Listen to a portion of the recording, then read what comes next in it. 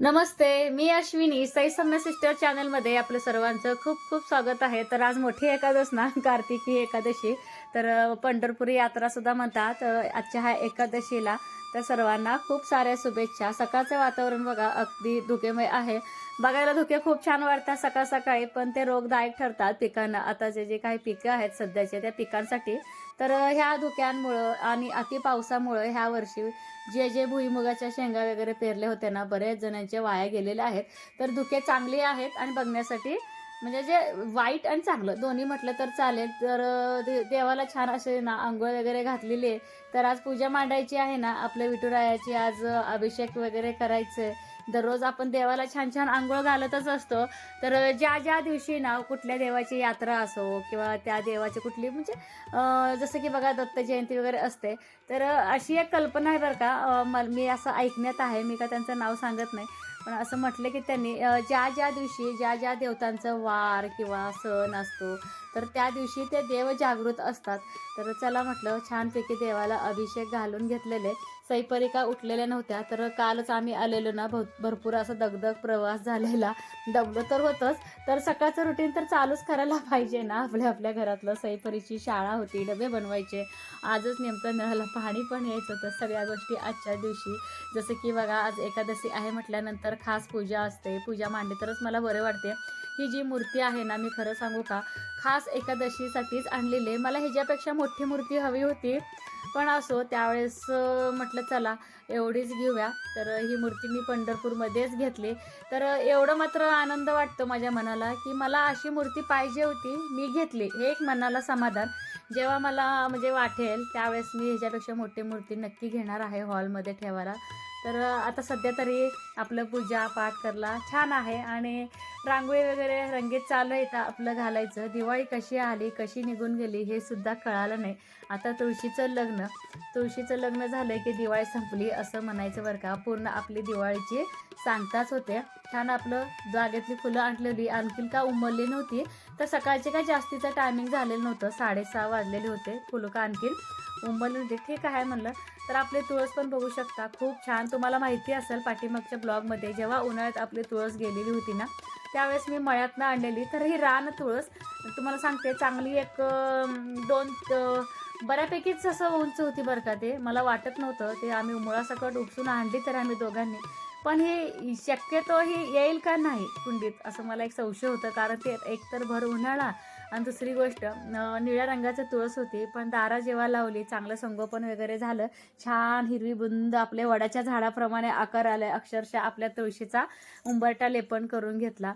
मी फक्त हळद आणि दूध वापरते आणि आपली छान अशी रांगोळी. तर खास सणावाराला मी उंबरटा पूजन करून घेतेच. मन प्रसन्न पण होतं आणि छान वाटते. आणि आता ती एक मला सवयच पडले. दररोजचं फक्त हळदी कुंकू लावून घेते आपल्या साधे पाण्याने उंबरटा वगैरे असं पाणी शिंपडून. पण खास वारी मात्र हळदीनं लेपन करते. तर एक छान प्रकारची ऊर्जा येते घरात. इथं माझी रांगोळी वगैरे सगळं काढून झाली, अंगणातली झाली, देवापुढची झाली. मन अगदी प्रसन्न, घरात पण अगदी प्रसन्न. तर इकडे बघा आज एकादशी आहे ना, दिवाळी जेव्हा ताईला फराळ द्यायला गेलतो तर त्यावेळेस ती डब्यामध्ये अशी भुईमुगाच्या शेंगा दिलेली. चला म्हटलं आज एकादश आहे, ह्या भुईमुगाचं उद्घाटन करावं. तर थंडी पण हलकीशी सुटली आहे ना, आई म्हणाले मी म्हणजे काहीतरी करेन. मग स्वयंपाकच तर घाई नाही, एकतर पूजा पण होणार नाही, स्वयंपाक पण होणार नाही. तोपर्यंत आई बोलल्या की भुईमुगाच्या शेंगाच भाजून घेते. आणि इतकं छान प्रसन्न बघा दारासमोर वाटत होतं. खूप छान. हलकंसं असं ऊन पण पडले. छान धुपांचा वास घरामध्ये दरवत होता आणि फुलं. आणि लागलंच देवपूजा झाल्यानंतर सगळ्यांसाठी चहा ठेवला. तसं सकाळी लवकर उठल्यानंतर मी पहाटे चहा केलाच होता. पण रीतसर सगळ्यांबरोबर बसून गप्पा मारत आम्ही चहा पितो. एक 5-10 मिनटं गेले तर गेले. जिरा राईस करण्यासाठी बघा तूप घेतलंय आणि भरपूर अशी जिरा राईस म्हटल्यानंतर सईपरीसाठी वतलंय चहा दूध.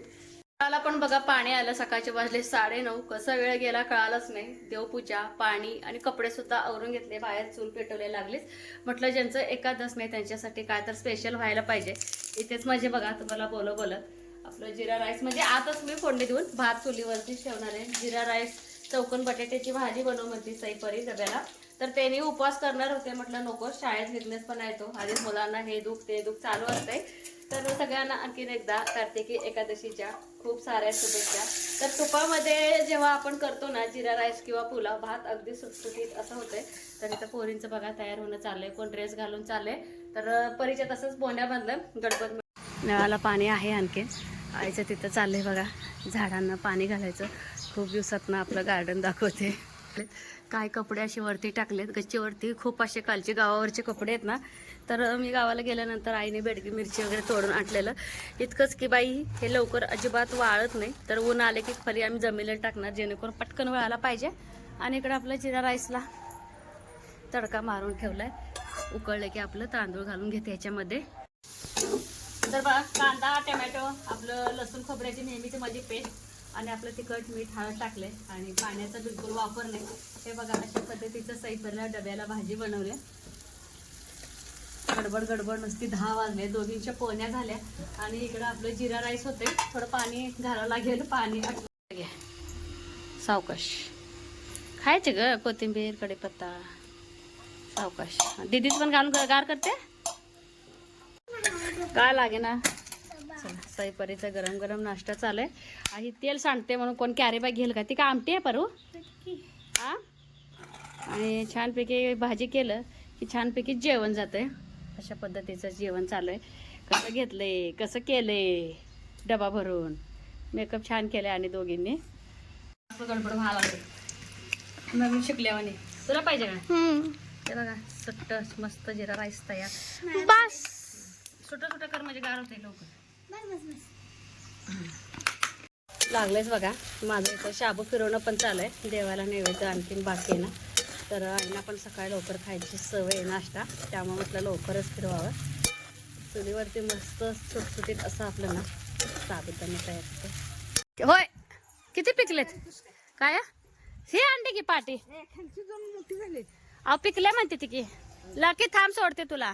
होय की आहो परीनं बघितलं नाही. हा काढा हो का. हा कच्चा आहे म्हणते ती आई. बघा बघू तुम्ही पण आई पेरून झाड वाकलं बर का. सरदार पेरू आहे का ह्यो? मोठा आहे किंवा ही पिकलंय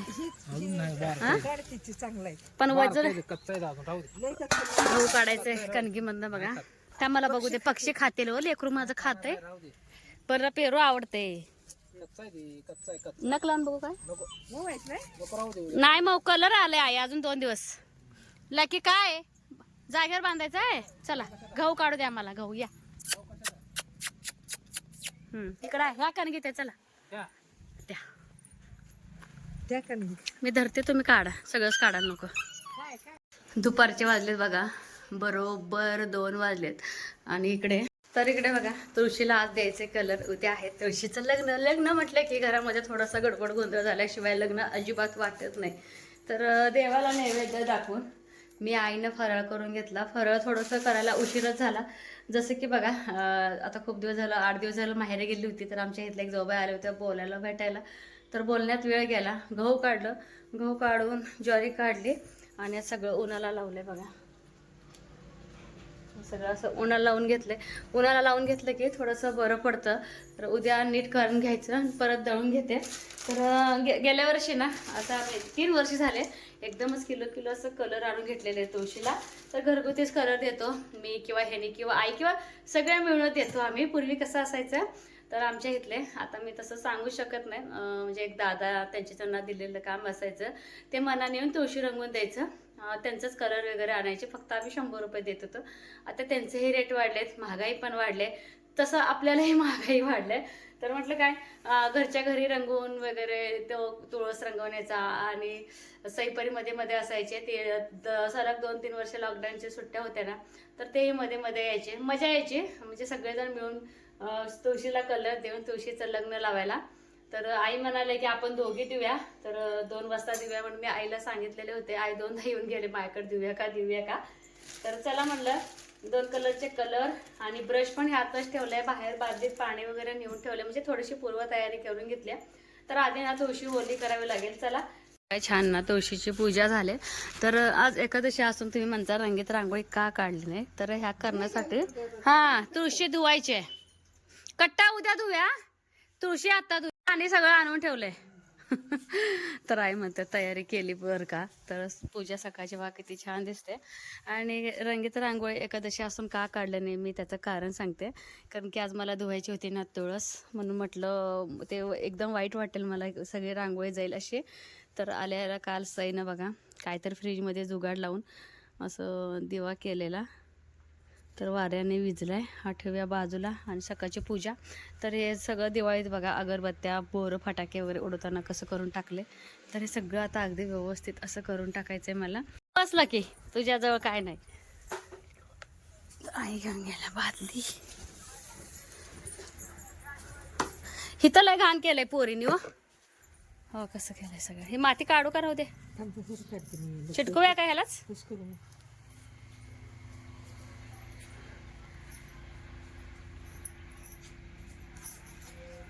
तुळस धुवून घेतले ना, थोडंसं ओलं असेल ना पेंट आणि किंवा आपलं कलर छान दिसतं. तर आमचं नेहमीच सिमेंट कलर असतं हे. तर बऱ्याच कलर निघाले दरवर्षी देऊन देखील. तर कमेंट होती की तुझ्या बहिणींची म्हणजे नावं सांग आणि त्यांनी काय करतात. तर माझी मोठी बहीण बघा अक्का, तिचं नाव आहे सुवर्णा. तर त्याचं व्यवसाय जर बोललं तर शेती आहे. आणि मधली बहीण बघा तिचं नाव आहे मीनाक्षी. तर दोघंही शिक्षक आहेत. आणि माझं नाव आहे अश्विनी. तर आमचे म्हणजे व्यवसाय शेतीच आहे. तर ह्यांचा आधी डिप्लोमा झालेला, तर कोरोनामध्ये थोडंसं लॉस झालेलं ना, तर लॉस झालेल्या गोष्टीकडे आम्ही लक्ष न देता शेतीकडे जास्त वळलं गेलोय. आता शेतीतच मन आमचं रमलेलं गेले. तर मला एक भाऊ आहे, भावाचं नाव आहे सचिन. तर आमच्याच घराजवळ एक हायस्कूल आहे, त्या हायस्कूलमध्ये तो क्लर्क आहे, LIC एजंट आहे. तर बरंच काय काय तो करतो. तर आम्ही सगळे भावंडं तर असं काम करतोय. आणि आमची नावं आहेत बरं का अशी. तर इथं सासू सुनांचं जुगाड चालू आहे, तुळशीला कलर द्यायचं. जर जसं कसं येतंय तसं कलर देणं माझं चालू आहे. हे एक मनात आनंद. घरात कुठलंही लग्न कार्य असो, जसं की तुळशीचं असो किंवा आपलं कोणाचंही असो, पण लग्नाचे फिलिंग येण्यासाठी साफसफाई, तुळशीला कलर देणं, कट्ट्याची साफसफाई. कट्टा धुणार होतो पहिला, परत विचार केलो कट्टा धुतला आणि परत कलर काम केलं तर परत कट्ट्यावरती डाग येतील. तर हा कलर आहे ना, आम्ही सिमेंट कलर देतोय दोघे. तर दरवर्षी आम्ही हेच कलर देतोय. आणि आईंचं असं म्हणणं आहे, एकदा जे कलर दिले ना ते कलर आई बदलत नाही. तर जे आधीपासून आई करत आलेत तेच मी करते. आणि दोघींचं आमचं चालू आहे बघा. हाताखाली आई इतकं काम करू लागते ते ना, बरंच काम. त्यामुळे माझं निम्मं काम तरी हलकं होते. बस उठ काही खायचं काम नाही. आम्हा दोघीला पण कलर देता येत नाही, पण आम्ही बऱ्यापैकी बरंच कलर चांगला दिलोय असं तरी मला वाटते. तर एवढीशी तुळशी रंगवायला आम्हाला एक अर्धा एक तास तरी गेला. आणि दुसरी गोष्ट, कट्ट्याच्या साईड वगैरे आम्ही कलर देऊन घेतलंय. थोडं शिल्लक होतं, छान वाटते आणि छान वाटत होतं. फक्त एवढंच मला वाटत होतं की सईपरी कधी शाळेत नाही येतात, कारण की त्यांना माहीतच नव्हतं की आम्ही आज तुळस रंगवणार आहे.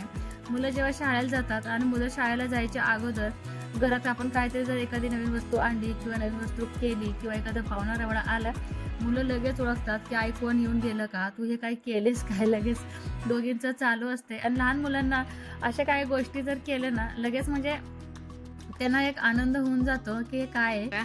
तुळशीचा कलर झालं पूर्ण. तर असं दिले. तर वाळल्यानंतर एक नंबर असं दिसते. थोडं जे कलर राहिलं होतं असं साईड पट्टीनं दिले हे बघा असं. तर ह्या बाजूनं पण दिले, ह्या बाजूनं दिले. तर एक मॅडम आलेत आपलं मतदानाचं चिठ्ठ्या देण्यासाठी, त्यांची आहे पिशवी. तर हे बघा एकदम मस्त दिसतंय. जेव्हा परी आणि सई येतील खुश खुश खुश होतील. अशा पद्धतीनं कलर दिले बघा लांबून असं दिसतंय. थोडंसं साईडनं गोटाई पण दिलं आणि ह्या बाजूला थोडंसं दिलं, व्हाईट कलर राहिलं होतं ना. तर अशा पद्धतीने मला कलर कुठं आता नासाडी करायची कलरची. तर असं दिले तुळशीला कलर. कायचे बघा वाजत आले तर 4:45. तर इकडं माझ्या मळ्याला जायची तयारी आहे. पाटी घेतले, बॉटल हे तयार झाले. चपाती आणू का लकीला, गोड खायला लागलाय. हो काय माझे पण पिशव्या. घरातले कामामुळं आणि हे बाहेर गेले होते, ह्यांना मकाचं बी बियाणे आणायचं होतं. सांगोल्यात का मिळलं नाही. शेवटी महूद म्हणून आमच्या शेजारी गाव आहे तिथे गेले आणायला. तर असं म्हटलं 3ला जायचं ते 4:30ला निघालो. आणि जितकं उरकील तितकं उरकायचं माझं चालू होतं. ह्यांना वाटत होतं की आवरते का नाही. मिरच्या थोडं असो किंवा जास्त असो, जास्तीचं वाकायचं काम आहे आणि आवरता आवरत नाही. आता कसं दिवस ना खूप छोटा होतोय आणि रात्र मोठी असते, पटकन दिवस मावळून जातो आणि दिवस मावळले की काय तोडायचं वगैरे नसतं ना, तर पटापट इथं माझं आवरणं चालू आहे बघा. कुठं तर एक मिरची आहे, तोडावं तर लागणारच आहे, मेहनत आहे शेवटी ह्याला भरपूर. चला तर सगळ्या मिरच्या तोडून घेते. बऱ्यापैकी ना सगळ्या लाल लाल मिरच्या पटापट काढून घेतल्या आणि थंडीमुळे आपल्या वांग्याला बघा फुलं आणि कळ्या भरपूर आले, पण ह्याने ना अजिबात तोडलेच नाहीत. काही वांगी येऊन इथेच जागेवरच खराब झाल्या. तर इकडं बघा म्हटलं गवारीला अक्षरशः गवार लकडून गेले, तर बरंच गवारीची झाड आहेत. कधी काढा हा प्रश्न पडलाय, दिवस पण मावळत आला हे बघा तिकडं. आणि आपली तुरी पण ना भाजी करायसारखी झाली निबर, तर परिपक्व तयार झाले. तर म्हटलं कशाला नासाड करायला, आज एकादश आहे, खाता पण येत नाही. तुरी पण परफेक्ट आपली बी तयार झालेले. चला वेळ न वाया घालवता ही सगळी गवारीची शेंग काढून घेते. तर बरेच गवार आहेत, तर म्हटलं दिवस मावळे नको तोडायला, ह्यांना सांगणार. थोडी भेंडी, एक वांग, बरंच ह्याने वांगे ना खराब केलेत. पाणी पिणार आता निघणार. हे बघा सूर्य किती छान उगवलंय मिळतलं.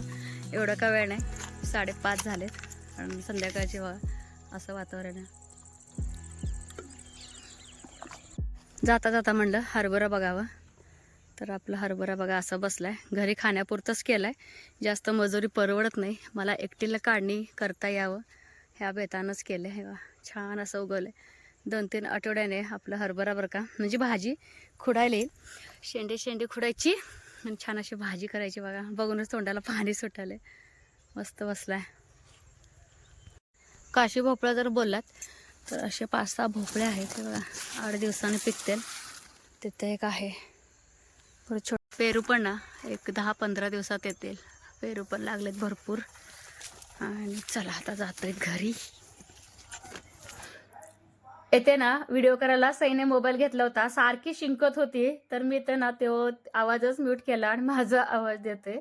तर परीचं खूप पोट दुखत होतं शाळेत, ती मला सांगितली. म्हटलं स्वयंपाक करायच्या अगोदर परीला आपलं लिंबू, सोडा आणि पाणी द्यावं.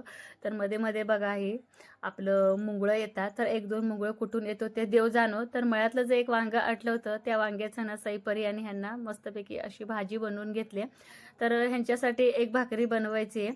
तर आम्हाला बघा घरात ना वरीचे तांदूळ म्हणजे आपलं पीठ होतं, 1-2 भाकरी होतील इतकं, त्यातलं पण पीठ राहिलं बरं का. 3-4 भाकरी केलेल्या मी.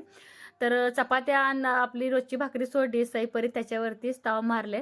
तर आईंचं पण पोट भरणार नाही असं मी विचार केलं. आणि आपल्यात गिरणी आहे ना, तर 1/2 किलो 1/2 किलो का होईना मी थोडंसं पीठ दळून फ्रीजमध्ये ठेवत असते, जेणेकरून असं रात्रीच्या वेळेस आईंना पोटभरीचं देत असते. जेणेकरून बघा आता वय झाले, नको म्हटलं तरी ते उपवास करतात व्यवस्थित झोप येण्यासाठी. मग भाकरी करायचं ठरवलंय.